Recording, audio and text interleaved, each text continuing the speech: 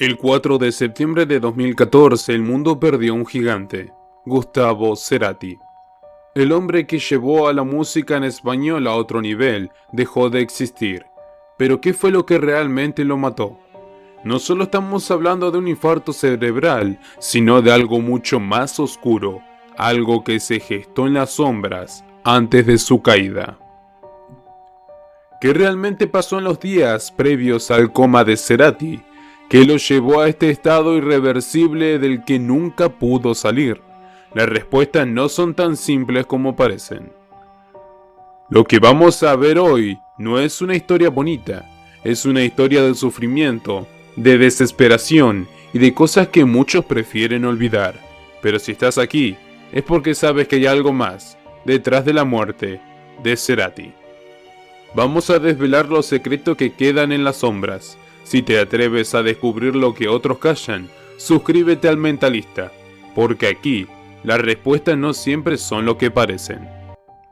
Gustavo Adrián Cerati, un hombre que evoca emociones profundas y recuerdos de acordes inmortales.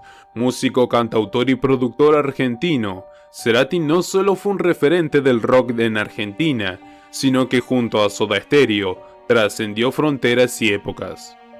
Su voz y su guitarra marcaron a una generación entera y con cada nota escrita dejó una huella imborrable.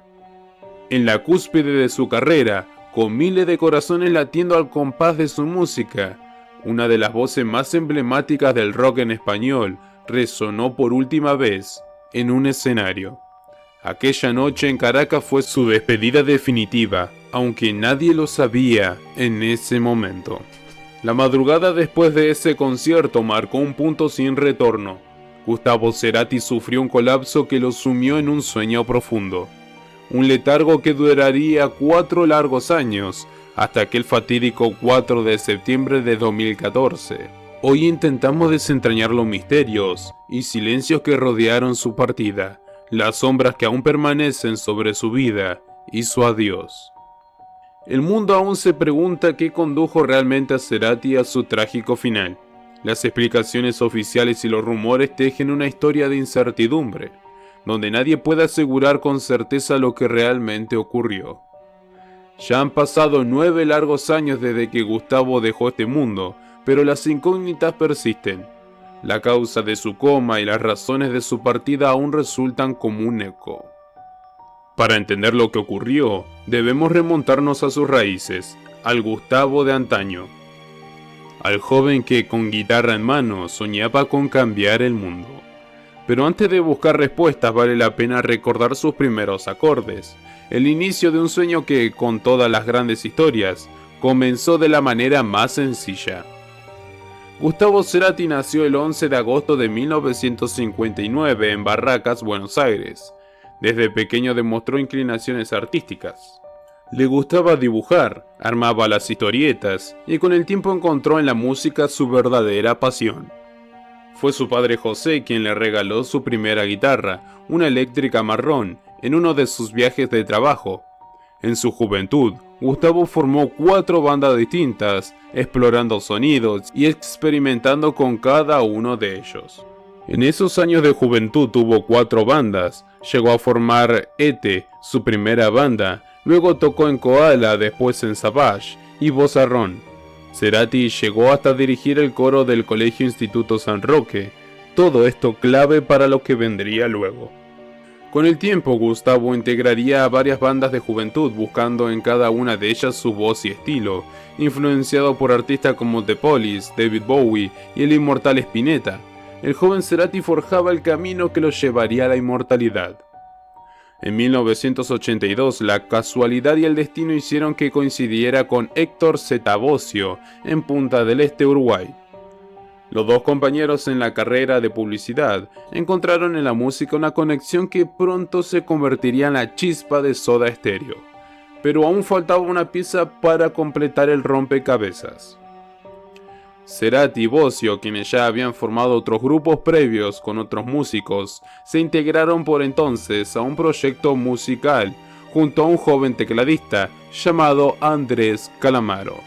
Pero esta banda no llegaría a buen puerto al no satisfacer sus expectativas. Y fue así como entre charlas y sueños encontraron al baterista perfecto, Charlie Alberti.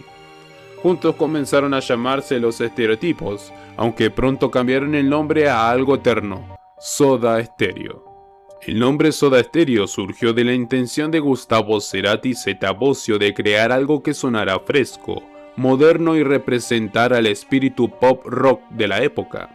Según cuenta la historia, Cerati y Bosio buscaban un nombre que fuera pegadizo y que tuviera un sonido efervescente y enérgico, como el de una bebida gaseosa, de ahí Soda. La palabra estéreo en cambio hacía referencia a la tecnología de sonido estéreo, que estaba en auge en aquellos años. Al juntar ambos conceptos dieron con un nombre que transmitía dinamismo y modernidad, perfecto para la imagen vibrante y el estilo musical de la banda. Los éxitos no tardaron en llegar. En 1984 su primer disco, Soda Stereo, marcó el inicio de una carrera que cruzaría continentes y lenguajes. Grabaron 7 discos de estudio, conquistando a una audiencia que los adoraba. Elegir solo 3 temas de Soda Stereo es complicado, dado el legado de éxitos y la influencia que tuvieron en el rock en español. Sin embargo, algunos temas son especialmente icónicos y lograron un impacto profundo en la cultura latinoamericana. Aquí los 3 considerados como los mejores. De música ligera, es quizá la canción más emblemática de Soda Stereo y una de las más reconocibles del rock en español. Esta fue lanzada en 1990 en el álbum Canción Animal.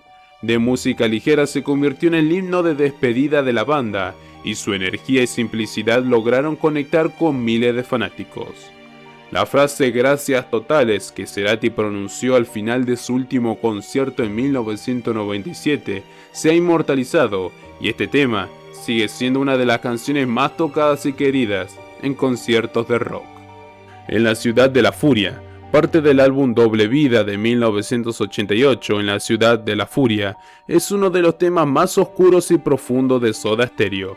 La canción, inspirada en Buenos Aires y su ambiente nocturno, se convirtió en una especie de oda a la vida urbana y a la soledad que puede sentirse en medio del caos de la ciudad.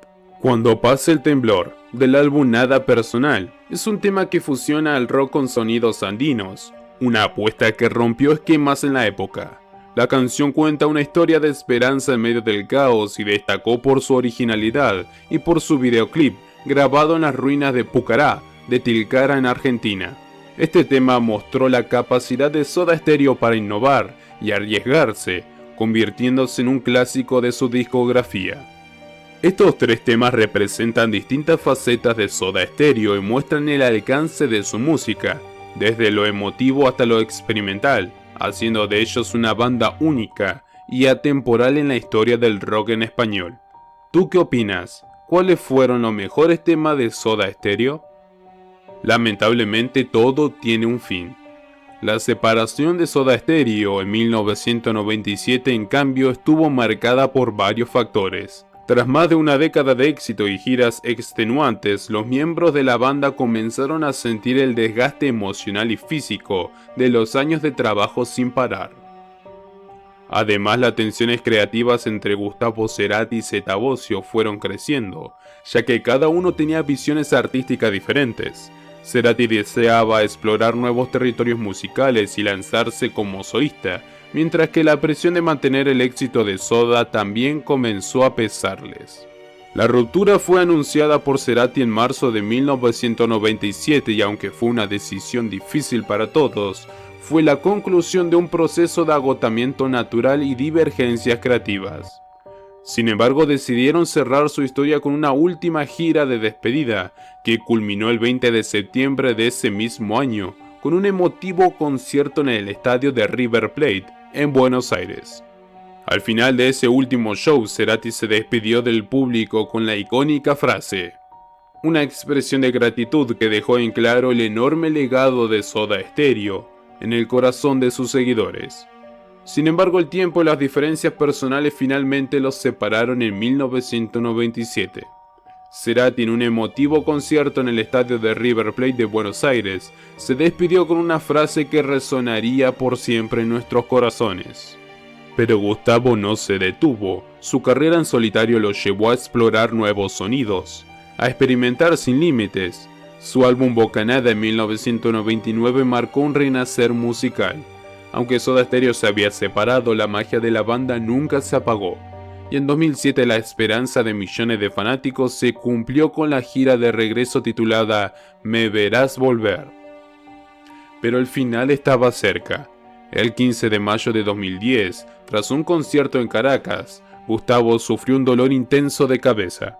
Su equipo lo llevó de inmediato al hospital, donde la gravedad de la situación se hizo evidente. Aquella noche Gustavo Cerati comenzó un sueño del que nunca despertaría. La afasia de expresión y otros daños provocados por el accidente cerebrovascular lo mantuvieron en coma suspendido en el tiempo. El 15 de mayo de 2010 en Caracas, Gustavo ofreció uno de sus conciertos más emotivos. Cerró con Lago en el Cielo, un tema que hoy resuena como un lamento. Poco después del espectáculo, Gustavo sintió un intenso dolor de cabeza y fue trasladado de emergencia al hospital. Allí, sin saberlo, comenzó el ocaso de su vida. Al día siguiente, el accidente cerebrovascular lo sumió en un coma profundo, un estado del que ya no despertaría. 4 años después, el 4 de septiembre de 2014, la noticia que nadie quería escuchar se volvió realidad. Gustavo Cerati, el arquitecto del sonido y la poesía, falleció tras una larga batalla en silencio. La versión oficial atribuye su estado al tabaquismo y a ciertos excesos, aunque hay quienes sostienen que el accidente cerebrovascular fue provocado por una combinación de pastillas y alcohol. Su familia, sin embargo, siempre defendió que el único exceso de Gustavo fue el tabaco. 4 años de silencio, de espera, de rezos en vano. El 4 de septiembre de 2014, Gustavo Cerati falleció dejando atrás un vacío imposible de llenar. Las teorías sobre su deceso se mezclan con los rumores y muchos señalan que su salud se vio mermada por los excesos y el tabaco.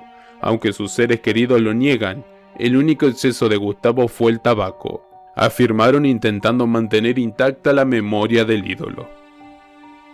Durante su carrera, Cerati vivió una vida de constantes giras, presentaciones y exigencias. El estrés crónico y el cansancio físico pudieron ser factores que debilitaron su salud. Su último concierto en Caracas, en el que se despidió de los escenarios sin saberlo, fue una muestra de su entrega inagotable. Esa noche Cerati terminó su actuación agotado y con un dolor de cabeza, un síntoma común previo a un ACV. Aunque existen distintas versiones sobre su vida personal, algunas fuentes señalan que Cerati tuvo problemas con el consumo de alcohol y otras sustancias. En una entrevista en 2006, él mismo admitió haber tenido años de consumo, la mezcla de estas sustancias, en particular con medicamentos como el Viagra. Esta pudo haber aumentado los riesgos de sufrir un colapso cardiovascular o un derrame. Además, Cerati ya había tenido una advertencia años antes de su ACV. En 2005 sufrió un episodio de adormecimiento en su pierna debido a un coágulo que bloqueó la circulación, indicativo de problemas circulatorios que podrían haber anticipado el ACV. Además, la predisposición genética a enfermedades cardiovasculares y otros factores de salud general también pudieron jugar un papel.